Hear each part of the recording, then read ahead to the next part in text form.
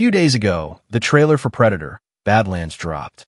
It's directed by Dan Trachtenberg and is set to hit theaters on November 7th. And here's where the irony kicks in.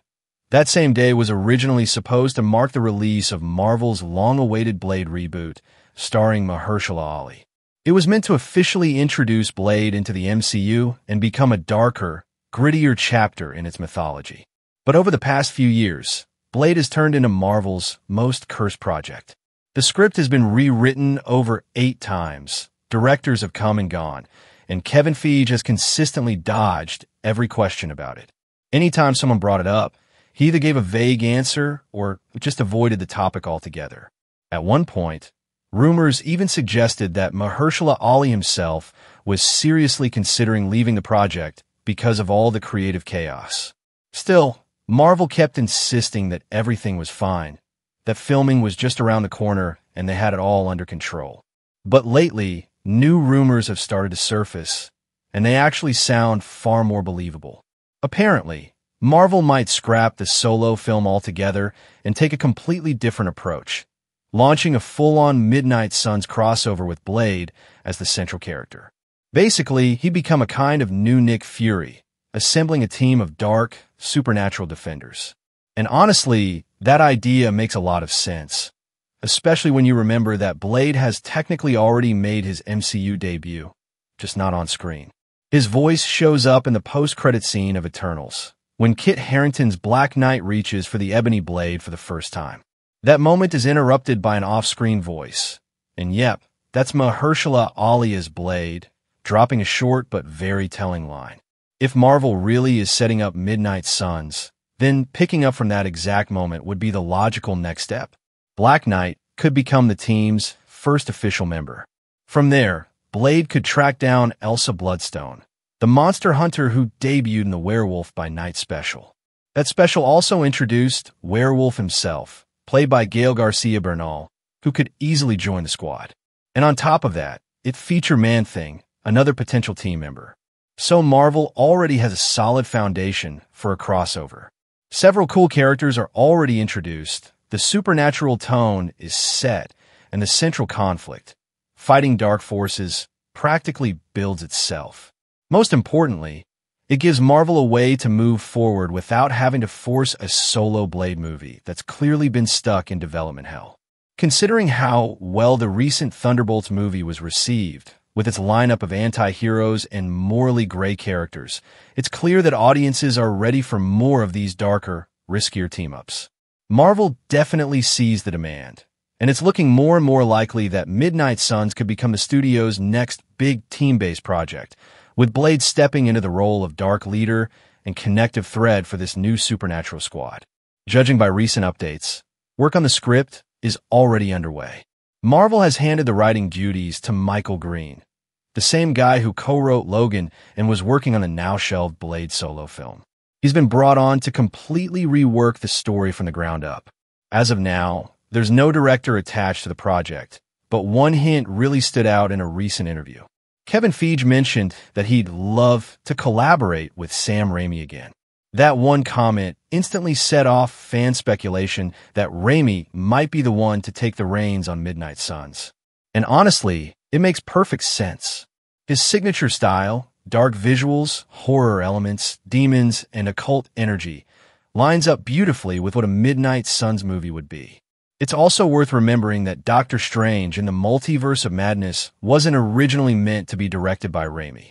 Scott Derrickson, who directed the first Doctor Strange, was initially signed on for the sequel.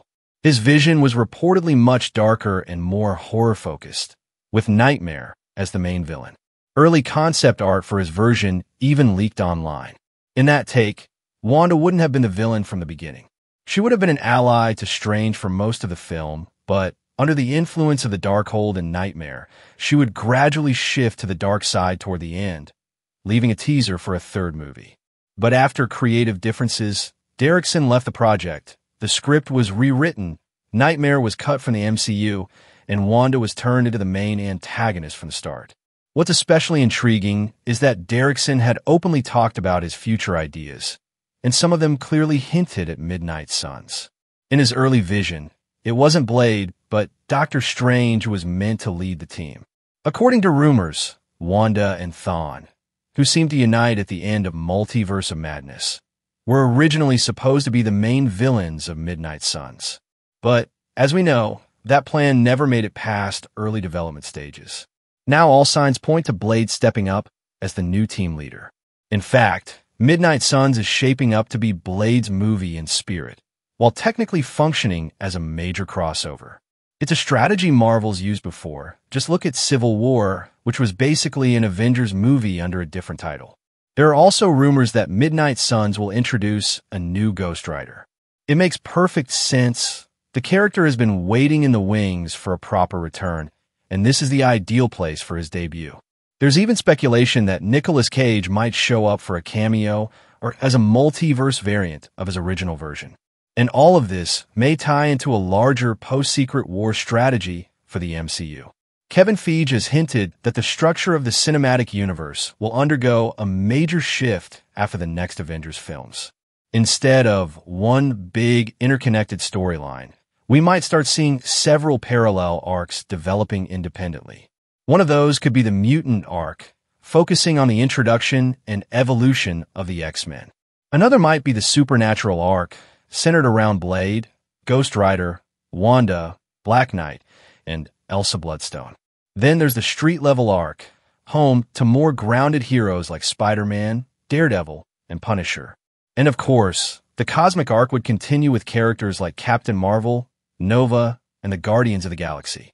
Meanwhile, the overarching saga, the big epic crossover storyline, would slow down and take a back seat, only surfacing when it's time to unite all the arcs in a massive event. The kind of structure mirrors the way Marvel Comics operate, with dozens of storylines running in parallel and only occasionally colliding in major events. If Midnight Suns really kicks off with Blade at the center, it would be the perfect launchpad for this darker, supernatural corner of the MCU. It's also worth noting that Marvel Studios already has release dates locked in all the way through 2028 and even 2029, including November 10th, which could very well be reserved for Midnight Suns. Especially since the studio will need to surprise audiences with something bold and fresh after Secret Wars wraps up. Nostalgia and cameos won't be enough to carry the next phase. Right now, all eyes are on Avengers and the multiverse storyline. But looking ahead, the X-Men are almost guaranteed to become one of Marvel's biggest priorities. According to unconfirmed reports, Ryan Reynolds is directly involved in shaping the new concept, which suggests the future version of the X-Men might lean more into a lighter, more irreverent tone. It's becoming more and more obvious that Marvel is moving away from its old model. The linear, tightly interconnected storyline and formulaic, tonally similar blockbusters. And honestly, that's the right move. The studio desperately needs a sense of freshness in genre, in tone, and in how it approaches its characters. They've already started betting on smaller scale, more director-driven, and even genre-experimenting projects. That doesn't mean Marvel is heading into B-movie territory, but the idea of doing a full-on superhero horror film, which Midnight Suns could absolutely be, makes total sense.